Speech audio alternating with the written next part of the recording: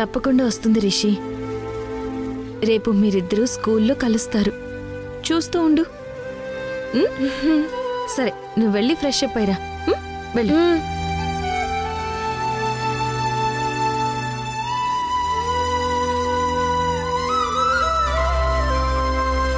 ఇద్దరు పిల్లలకి నువ్వే నాన్నవి అయ్యుండి ఎందుకు నువ్వే వాళ్ళిద్దరిని విడదీస్తున్నావు?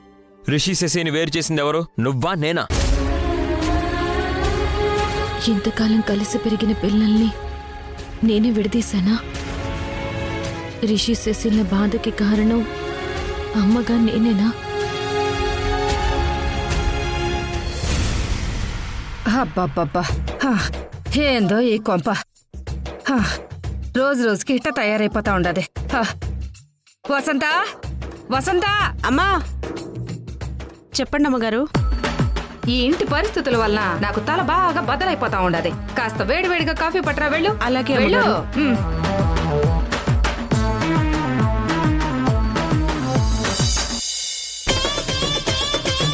ఇదిగోనమ్మా కాఫీ.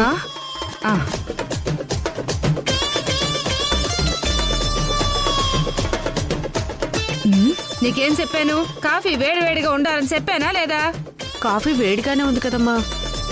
ఇదేం వేడి నీ బొందా? మళ్ళీ వేడి చేసి తీసుకురాపా. సరేనమ్మా. ఏంటి అసలు నువ్వా? పని మనిషి మీద ఎగురుతున్నావేంటి? ఈ ఇంట్లో ఏది ఇస్తే అది తాగాలి, ఏది పెడితే అది తినాలి. మీరు నా కొడుకు మనవరాలి దయ వల్లే నువ్వు నీ కూతురు మా ఇంట్లో ఉంటున్నారు. అది గుర్తుంచుకొని మసలుకోండి. పిచ్చి పిచ్చి వేషాలు వేయకండి. అసలు మీ వల్ల ఎలాంటి ఉపయోగమూ లేదు. ఓవర్ యాక్షన్ తగ్గించుకుంటే మంచిది. అసలు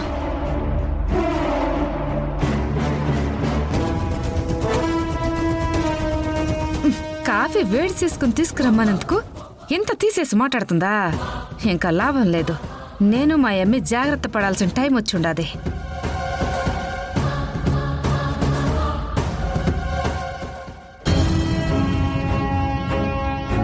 శశి ఎందుకు స్కూల్కి రాలేదు?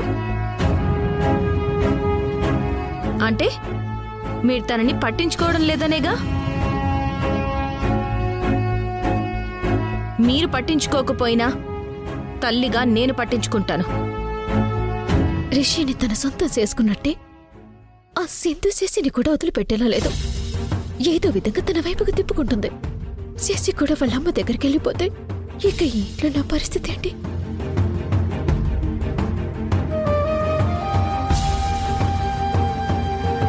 అమ్మే, మనకి బ్యాడ్ టైం స్టార్ట్ అయిపోయి ఉండాది. ఏమైనాదమ్మే? ఆ దమయంతి సీటికి మాటికి నా మీద సిరాకు పడతా ఉండదమ్మే. తన కొడుకు మనవరాల దయ వల్లే మనం ఇంట్లో ఉంటున్నామంట. మన వల్ల ఏ ఉపయోగం లేదంట. చాలా సీపుగా మాట్లాడుతుండదమ్మే. ఇదంతా రిషి సింధు దగ్గరికి వెళ్ళిపోవటం వల్లే అమ్మే. దానివల్లే మనం చులకనైపోతున్నాం. ఎన్నాళ్ళు యష్ నీ ప్రేమకు లొంగుతాడు, పెళ్లి చేసుకోవచ్చని కలలుగన్నావు. నీ కళ నిజమేట్టు నాకు కనిపించట్లేదమ్మే.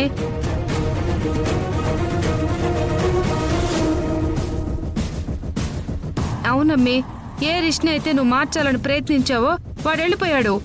ఇక మీదట శశి కూడా ఏదో ఒక రోజు మా అమ్మ సింధు నేను వెళ్ళిపోతుంది. అదే జరిగితే ఈ ఇంట్లో మన కథ క్లోజ్ అయిపోయినట్టమ్మి. నేను అదే ఆలోచిస్తా ఉంటానమ్మి. అలా జరగకముందే నీ ప్రేమకు యష్ ఫీల్ అయ్యేటేదో ఒకటి చెయ్యి. ఎట్టకైనా సరే, ఏం చేసైనా సరే యష్ ని లొంగ తీసుకో, నీ వశం చేసుకో.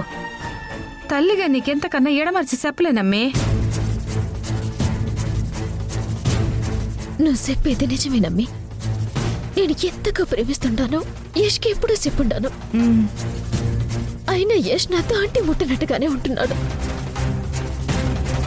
ఇంకేం చేయాలో తెలియటం లేదు. ఏదో ఒకటి చెయ్యాలమ్మే, నువ్వు తప్పదు.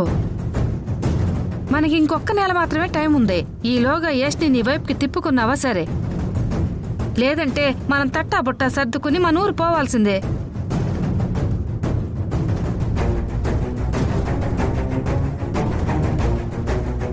చూడమ్మే, మనది కాని చోట మనకి గౌరవం మర్యాద ఉండాలంటే మనతో అక్కడ వాళ్ళకి పనైనా ఉండాలి, లేదా మన మీద వాళ్ళకి ప్రేమ అభిమానమైనా ఉండాలమ్మే. ఇది సత్యం, అర్థం చేసుకో.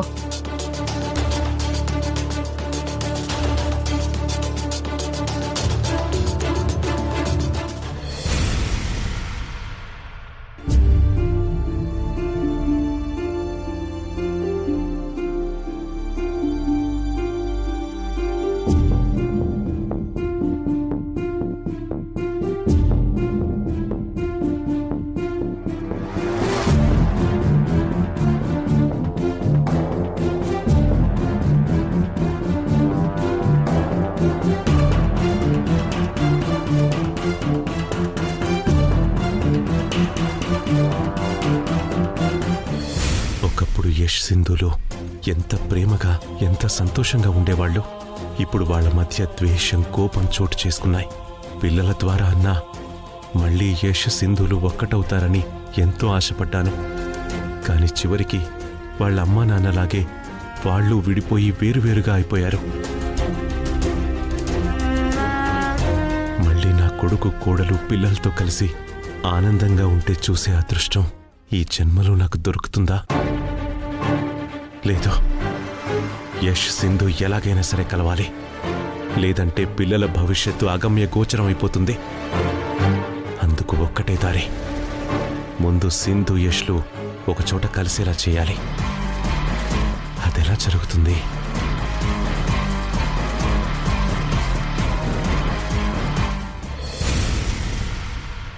నన్నేం చేయమంటావు వాస్తవ్? అప్పటికి నేను మాక్సిమం ట్రై చేశాను, కుదరలేదు. అందుకే ప్రాజెక్ట్ ఆపాల్సిన పరిస్థితి వచ్చింది. ప్లీజ్ మేడం, అలా అనకండి. ఏదో ఒక విధంగా ప్రాజెక్ట్ని రన్ చేద్దాం. ఎలా చేస్తాం? ఈ ప్రాజెక్ట్ మళ్ళీ ట్రాక్లోకి రావాలంటే సింధు యష్లు ఉండాలి. వాళ్ళే చాలా ఇంపార్టెంట్. వాళ్ళిద్దరి వల్లే ప్రాజెక్ట్ ముందుకు నడుస్తోంది. యష్ని సింధుని చూస్తే పిల్లల గురించి టీవీ డిబేట్లని కోర్టులని గొడవ పడుతున్నారు. అందుకే ప్రాజెక్ట్ డిస్టర్బ్ కాకూడదని హోల్డ్ చేశాను. మీరు చెప్పేది నిజమే మేడం, నేను కాదంటలేదు. కానీ ఈ ప్రాజెక్ట్ ఫ్యూచర్లో ఎంతో మందికి మంచి భవిష్యత్తునిస్తుంది. అలాంటి ప్రాజెక్ట్ని హోల్డ్ చేయడం కరెక్ట్ కాదు మేడం. ఆలోచించండి మేడం.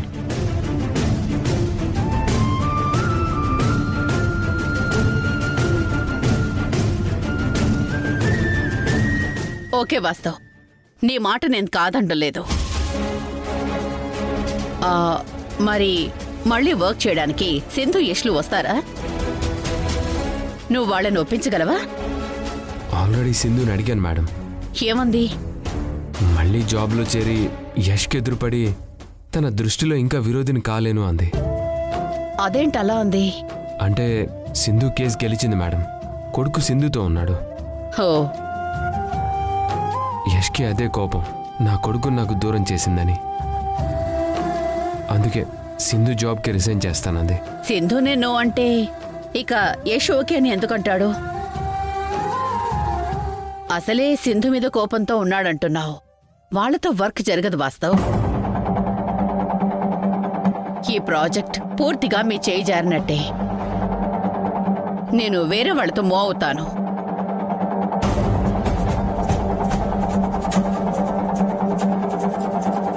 నమస్తే మేడం. నమస్తే, రండి కూర్చోండి. థ్యాంక్ యూ అండి. అయ్యో మీరు కూర్చోండి. ఏంటిలా వచ్చారు? మీతో మాట్లాడాలని వచ్చాను మేడం. చెప్పండి. మీరు నాకు సాయం చేయాలి మేడం. ఏంటది? యష్ని సింధుని మీరే కలపాలి. What do you mean? అసలే వాళ్ళు పిల్లల విషయంలో గొడవల్లో ఉంటే నేనెలా వాళ్ళని కలుపుతాను? మీరు తలుచుకుంటే మళ్ళీ యష్ సింధు ఒక్కటవుతారు మేడం. ఇంతకాలం వాళ్ళు భార్యాభర్తలుగానే విడిపోయి ఉన్నారు. ఇప్పుడు అమ్మా నాన్నలుగా కూడా విడిపోయారు. ఇది వాళ్ళ పిల్లల భవిష్యత్తుని దెబ్బతీస్తుంది మేడం. ఈ విషయం సింధు యష్లకు తెలీదా? తెలిసినా వాళ్ళు కలవరు. ఎందుకంటే అపార్థాలు, అపోహలు, అనుమానాలు ఇవే వాళ్ళ మధ్య రాజ్యం వెళ్తున్నాయి. ఒకప్పుడు విడిపోయిన వాళ్ళు మీ ప్రాజెక్టు వల్లే మళ్ళీ కలిశారు. మళ్ళీ ఆ ఇద్దరూ వర్క్ విషయంగా కలుస్తుంటే ముందు గొడవపడి అరుచుకున్నా రాను వాళ్ల మధ్య ఉన్న విభేదాలు, ఈగోలు మెల్లమెల్లగా తగ్గుముఖం పడతాయని నాకు నమ్మకం ఉంది. సింధు, యష్లకి మీరంటే చాలా గౌరవం ఉంది. మీరు పిలిచి మాట్లాడితే మీ మాట వాళ్ళు కాదనరు. మీకు చేతులెత్తి దండం పెడుతున్నాను. నా కొడుకు, కోడలు, మనవడు, మనవరాలు అందరూ కలిసి ఒకే చోట ఉండేలా మీరే చేయండి. అయ్యో, మీరు నాకు దండం పెట్టడం ఏంటండి? కరెక్ట్ కాదు. నేను మీకు దండం పెట్టి రిక్వెస్ట్ చేస్తున్నాను మేడం. దయచేసి ఆ ప్రాజెక్ట్ వేరే వాళ్ళకి ఇవ్వద్దు. సింధు, యష్లు కలవాలంటే ఈ ప్రాజెక్ట్లోనే వాళ్ళు వర్క్ చేయాలి. మేడం, మీరు బిడ్డలకి తల్లే. మీరు పిల్లలు బాగుండాలనే కోరుకుంటారు. అలాగే రిషి, శశి కూడా బాగుండాలంటే వాళ్ళ అమ్మా నాన్న కలవాలి.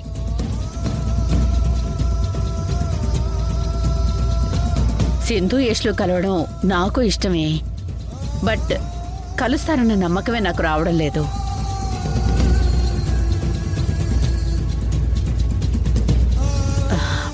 ఓకే, ప్రయత్నించి చూస్తాను. Thank you madam. వస్తాను మేడం. మంచిది.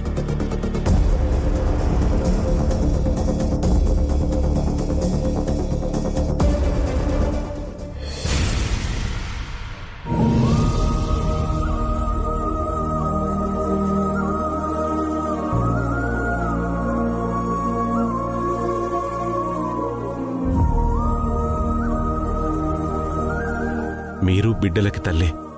మీరు పిల్లలు బాగుండాలనే కోరుకుంటారు. అలాగే రిషి, శశి కూడా బాగుండాలంటే వాళ్ళ అమ్మా నాన్న కలవాలి. దయచేసి ఆ ప్రాజెక్ట్ వేరే వాళ్ళకి ఇవ్వద్దు. సింధు, యష్లు కలవాలంటే ఈ ప్రాజెక్ట్లోనే వాళ్ళు వర్క్ చేయాలి. యష్, సింధులకి ఏ విధంగా చెప్తే కన్విన్స్ అవుతారో, ఏం చేయాలి?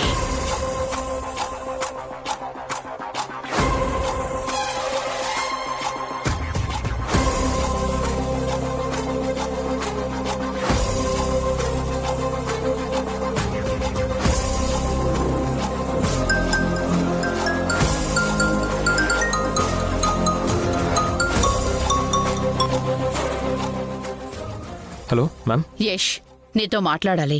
రేపు ఒకసారి ఆఫీస్కి వస్తావా? దేని గురించి మ్యామ్? అదే ప్రాజెక్ట్ గురించి. సారీ మ్యామ్, ప్రజెంట్ నేను వర్క్ చేసే సిచ్యువేషన్లో లేను. నాకు ప్రాజెక్ట్ మీద ఇంట్రెస్ట్ లేదు. నన్ను వదిలేయండి, నేను రాలేను. వై? చెప్పాను కదా మ్యామ్, పర్సనల్ ప్రాబ్లమ్స్ మ్యామ్. బాగా డిస్టర్బ్ అయిపోయాను. అయితే ప్రాజెక్ట్ మూవ్ చేయలేను అంటావు, అంతేనా? Yes madam. అదే నీ నిర్ణయం అయితే నాకు ఎలాంటి ఇబ్బంది లేదు. బట్ నీకే ప్రాబ్లం అవుతుంది ఫ్యూచర్లో. ఏంటి మేడం మీరు అనేది? అవును, నువ్వు ఎంతో కష్టపడి నీ కంపెనీ రెప్యుటేషన్ని మార్కెట్లో డెవలప్ చేసుకున్నావు.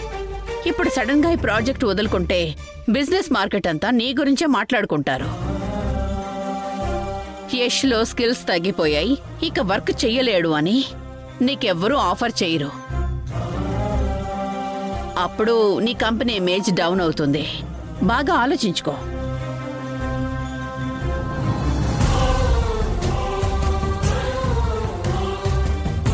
యష్, నీ మంచిగా చెప్తున్నాను. నా మాట విని ఒకసారి ఆఫీస్కి రా. ఉంటాను.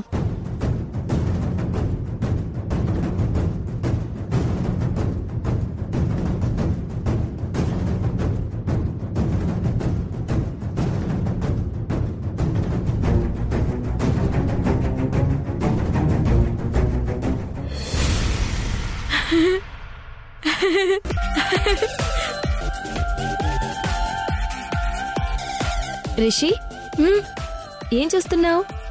కార్టూన్స్ అమ్మా. సరే, ఇదిగో ఈ పాలు తాగు. ఒక పనైపోయింది. నేనన్న మాటలు యష్ మైండ్కి ఎక్కుంటాయి. సో తను తప్పకుండా వస్తాడు. ఇప్పుడు సింధుని ట్రై చేయాలి.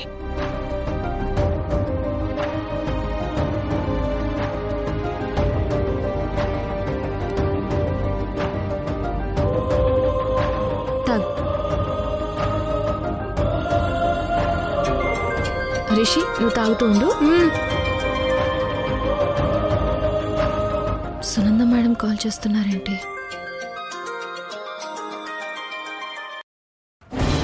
హలో సింధు, ఏం చేస్తున్నావు? ఇన్నాళ్ళు అంటే ఒంటరిని మేడం. ఇప్పుడు నా కొడుకు నాతో ఉన్నాడు. అమ్మగా ఇక నుంచి వాడి బాగోగులు చూసుకోవాల్సింది నేనే కదా. అదే పనిలో ఉన్నాను. ఒకసారి రేపు ఆఫీస్కి రాగలవా? నీతో మాట్లాడాలి. ప్రాజెక్ట్ గురించేనా మేడం? అవును. నేను నా జాబ్కి రిజైన్ చేయాలనుకుంటున్నాను. ఇదే విషయం వాస్తవ్ గారికి కూడా చెప్పేశాను మేడం. ఇంకా నాతో మీకు పని ఉండదు. నీ రిజైన్ గురించి నీతో డిస్కస్ చేద్దాం అనుకుంటున్నాను. నాతో మాట్లాడినా ఏం యూజ్ ఉండదు మేడం. ఇప్పుడు నేను ఆల్రెడీ డిసైడ్ అయ్యే ఉన్నాను. ఆఫ్కోర్స్ నీ డెసిషన్ని నేనేం కాదండం లేదు. నేనేమీ నేను ఇబ్బంది పెట్టను. జస్ట్ ఒకసారి రా, మాట్లాడాలి. నీకోసం వెయిట్ చేస్తూ ఉంటాను సింధు. సరే మేడం, వస్తాను. ఉంటాను.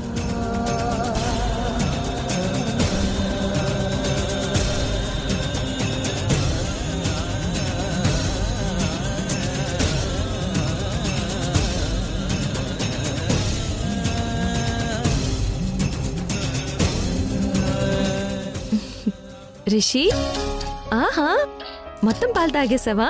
అవునమ్మా. మంచి రిషి, గుడ్ బాయ్. సరే, నువ్వు చూసుకో.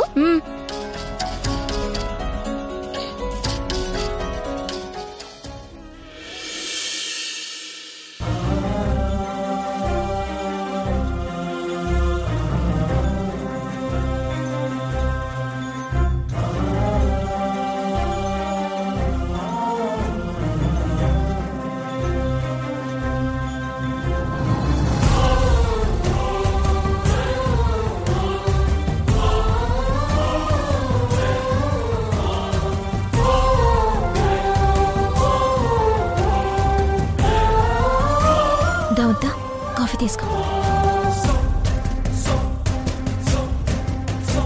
కాఫీ తీసుకోండి. థ్యాంక్స్ అమ్మా.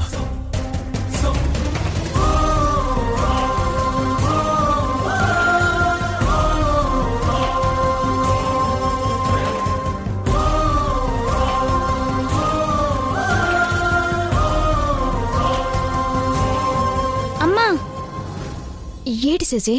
నేను స్కూల్కి వెళ్ళాలి. తల దువ్వి నాకు జడై. ఏంటి శశి? శశి, నువ్వు స్కూల్కి వెళ్తావా? నిజంగానే అంటా ఉండవా? అవును, నిజంగానే వెళ్తాను అంటున్నాను. రిషి లేడన్న బాధలో నువ్వు స్కూల్ ఎక్కొడతావనుకుంటే స్కూల్కి వెళ్తానని హడావిడి చేస్తున్నావేంటి అసలు? రిషి లేకపోతే నేను స్కూల్కు వెళ్ళకూడదా ఏంటసలు? గుడ్, వెళ్ళనిద్దాము. చదువులో పడితే అయినా ఇంటి పరిస్థితులు మర్చిపోయి ప్రశాంతంగా ఉంటుంది.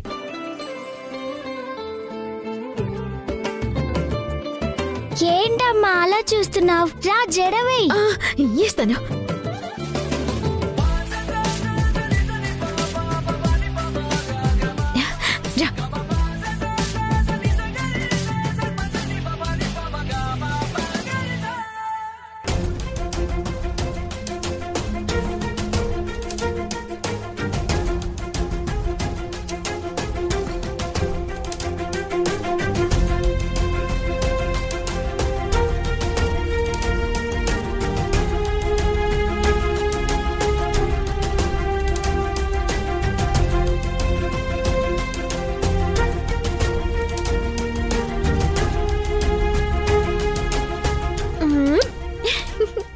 నువ్వు వెళ్ళి నా school bag, lunch box ready చెయ్యి. ఇప్పటికే లేట్ అయింది. వెళ్ళు.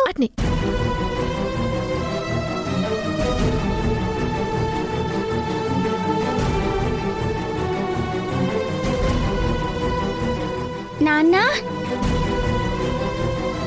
ఏంటి శశి? నన్ను స్కూల్ దగ్గర మీరే డ్రాప్ చేయాలి. గుడ్. నువ్వు బాగా చదువుకోవాలి శశి. మంచిగా ఎదగాలి, గొప్పదాని అవ్వాలి. అలాగే నాన్న, మీరు ఎలా చెప్తే అలానే.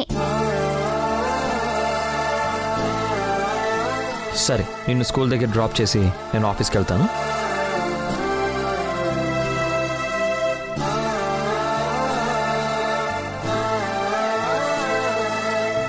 ఆఫీసా?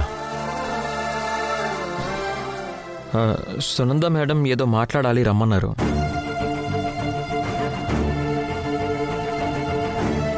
శశి, నీ లంచ్ బ్యాగ్ రెడీ, నీ స్కూల్ బ్యాగ్ కూడా రెడీ.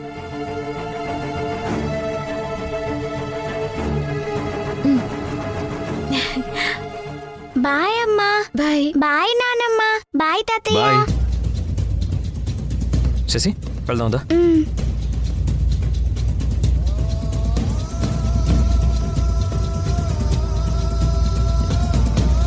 ఏంటి శశి, ఏమైనా మర్చిపోయావా?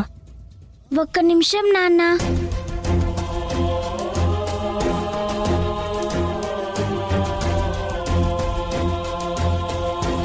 నానమ్మ, నేను స్కూల్కి వెళ్తున్నాను కదా, రిషి కూడా స్కూల్కి వస్తాడు. మెల్లగా నేను రిషి మనసు మార్చి తిరిగి మళ్ళీ మన ఇంటికి వచ్చేలా చేస్తాను అసలు.